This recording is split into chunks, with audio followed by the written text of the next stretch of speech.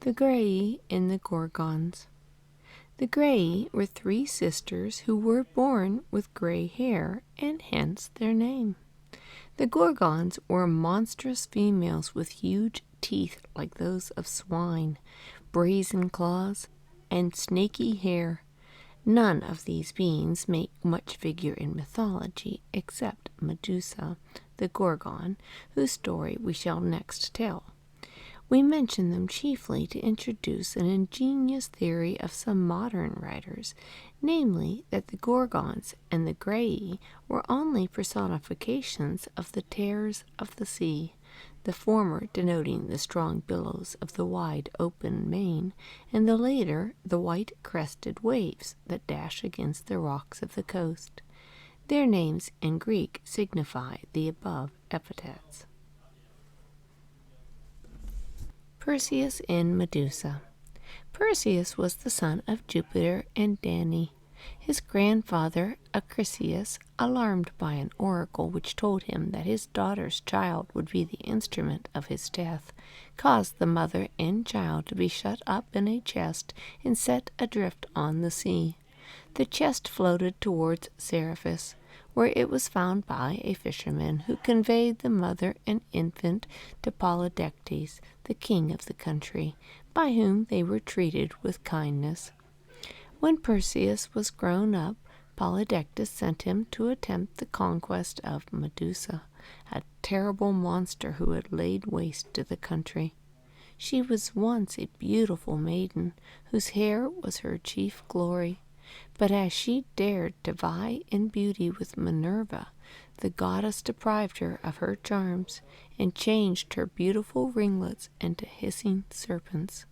She became a cruel monster of so frightful an aspect that no living thing could behold her without being turned into stone.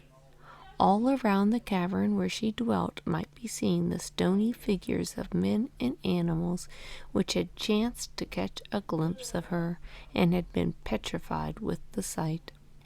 Perseus, favored by Minerva and Mercury, the former of whom lent him her shield, and the latter his winged shoes, approached Medusa while she slept, and taking care not to look directly at her, but guided by her image reflected in the bright shield which he bore, he cut off her head and gave it to Minerva, who displayed it in the middle of her aegis. Milton, in his Comus, thus alludes to the aegis. What was that snaky-headed Gorgon shield that wise Minerva wore on conquered virgin, wherewith she freezed her foes to congealed stone, but rigid looks of chaste austerity, and noble grace that dashed brute violence with sudden adoration and black awe? Armstrong, the poet of the Art of Preserving Health, thus described the effect of frost upon the waters. Now blows the surly north and chills throughout the stiffening regions, while by stronger charms than Circe, air, or fell Medea brood, each brook that wont to prattle to its banks lies all bestilled and wedged betwixt its banks, nor moves the withered reeds. Such execution, so stern, so sudden, wrought the grisly aspect of terrible Medusa. When wandering through the woods she turned to stone, their savage tenants, just as the foaming lion sprang furious on his prey, her speedier power outran his haste, and fixed in that fierce attitude he stands, like rage in marble.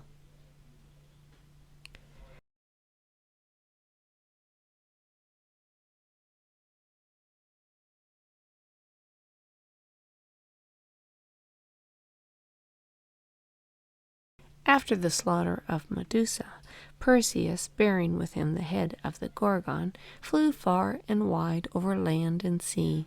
As night came on, he reached the western limit of the earth, where the sun goes down. Here he would gladly have rested till morning. It was the realm of King Atlas, whose bulk surpassed that of all other men. He was rich in flocks and herds, and had no neighbor or rival to dispute his state. But his chief pride was in his gardens, whose fruit was of gold, hanging from golden branches, half hid with golden leaves. Perseus said to him, I come as a guest. If you honor illustrious descent, I claim Jupiter for my father. If it is mighty deeds you honor, I plead the conquest of the Gorgon. I seek rest and food. But Atlas remembered that an ancient prophecy had warned him that a son of Jove should one day rob him of his golden apples. So he answered, Begone, or neither your false claims of glory nor parentage shall protect you. And he attempted to thrust him out.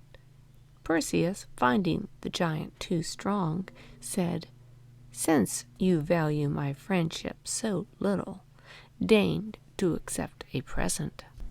And turning his face away, he held up the Gorgon's head. Atlas with all his bulk was changed into stone.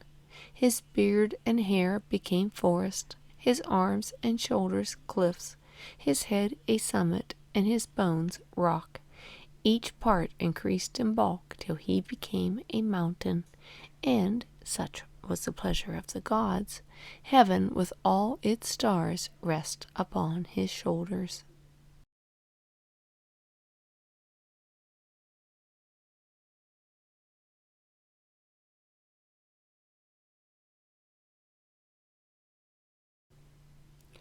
Perseus, continuing his flight, arrived at the country of the Ethiopians, of which Cepheus was king. Cassiopeia, his queen, proud of her beauty, had dared to compare herself to the sea nymphs, which roused their indignation to such a degree that they sent a prodigious sea monster to ravage the coast. To appease the deities, Cepheus was directed by the oracle to expose his daughter Andromeda to be devoured by the monster.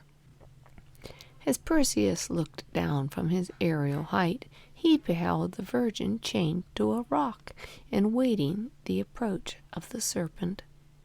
She was so pale and motionless that if it had not been for her tears and her hair that moved in the breeze, he would have thought her a marble statue. As he hovered over her, he said, O Virgin, undeserving of those chains, but rather of such as bind fond lovers together, tell me, I beseech you, your name and the name of your country, and why you are thus bound. At first she was silent from modesty, and if she could, she would have hid her face with her hands. But when he repeated his question, for fear that she might be thought guilty of some fault which she dare not tell, she disclosed her name and that of her country, and her mother's pride of beauty. Before she was done speaking, a sound was heard off upon the water, and the sea monster appeared, with his head raised above the surface, cleaving the waves with his broad breast. The Virgin shrieked. The father and mother, who had now arrived at the scene, watched, wretched, but the mother more justly so, and she stood by, not able to afford protection, but only to pour forth lamentations and to embrace the victim. Then spoke Perseus. There will be time enough for tears. This hour is all we have for rescue. My rank as the son of Jove and my renown as the slayer of the Gorgon might make me acceptable as a suitor, but I will try to win her by services rendered, if only the gods will be propitious. If she be rescued by my valor, I demand that she is my reward. The parents consented. How could they do other? And they promised a royal dowry with her. And now the monster was within range of a stone thrown by a skillful slinger, when with a sudden bound the youth soared into the air, as an eagle, when from his lofty height he sees a serpent basking in the sun, pounces upon him and seizes him by the neck to prevent him from turning his head round and using his fangs. So the youth darted down upon the back of the monster and plunged his sword into its shoulders. Irritated by the wound, the monster raises himself in the air, then plunges into the depth.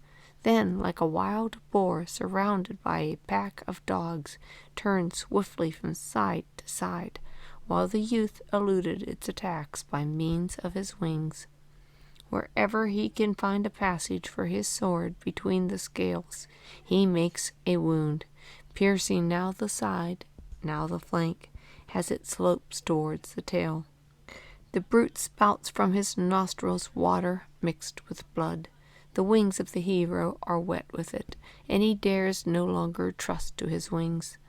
Alighting on a rock which rose above the waves, and holding on by a projecting fragment, as the monster floated near, he gave him a death stroke.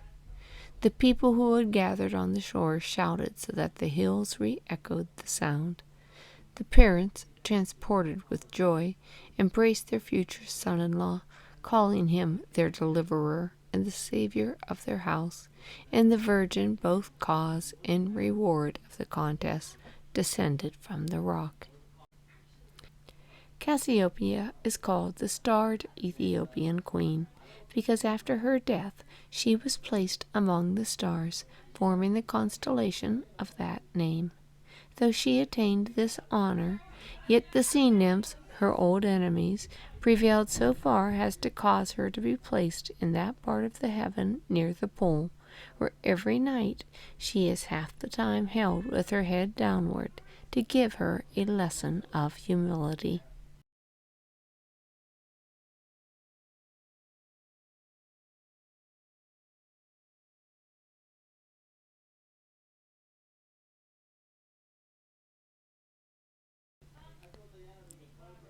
The joyful parents, with Perseus and Andromeda, returned to the palace, where a banquet was spread for them, and all was joy and festivity.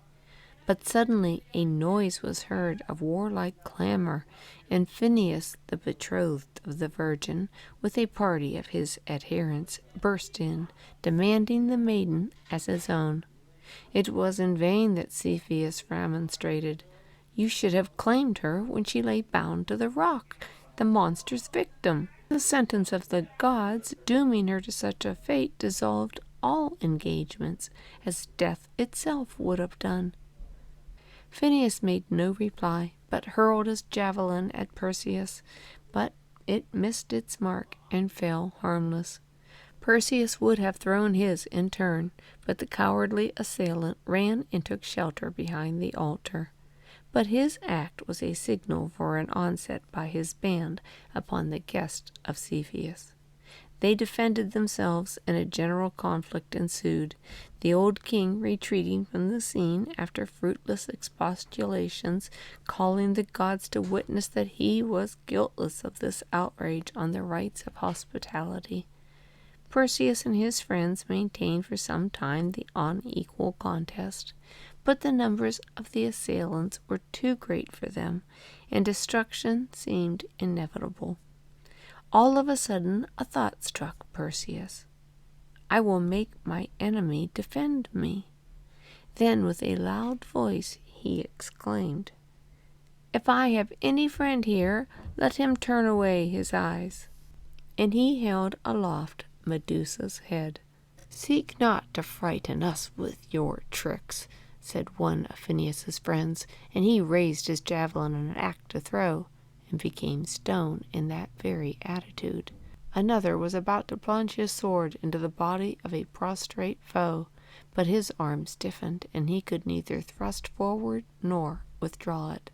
Another, in the midst of a challenge, stopped, his mouth open, but no sound issuing. One of Perseus's friends also caught sight of Medusa and stiffened like the rest. Phineus beheld this dreadful result of his unjust aggression and felt confounded. He called aloud to his friends, but he got no answer. He touched them and found them stone. Falling on his knees and stretching out his hands to Perseus, but turning his head away, he begged for mercy. Take all, he said. Give me but my life. You base coward, said Perseus. This much I will grant you. No weapon shall touch you. Moreover, you shall be preserved in my house as a memorial of these events." So saying, he held Medusa's head to the side where Phineus was looking, and in the very form in which he knelt, with his hands outstretched and face averted, he became fixed, immovable, a mass of stone. The following allusion to Perseus is from Milman's Seymour. As mid the fabled Libyan bridal stood Perseus, in stern tranquillity of wrath, half stood, half floated on his ankle plumes, outswelling, while the bright face on his shield looked into stone the raging fray so rose, but with no magic arms, wearing alone the appalling in control of his firm look, the Briton Seymour at his rising awe went abroad, and the riotous hall was mute.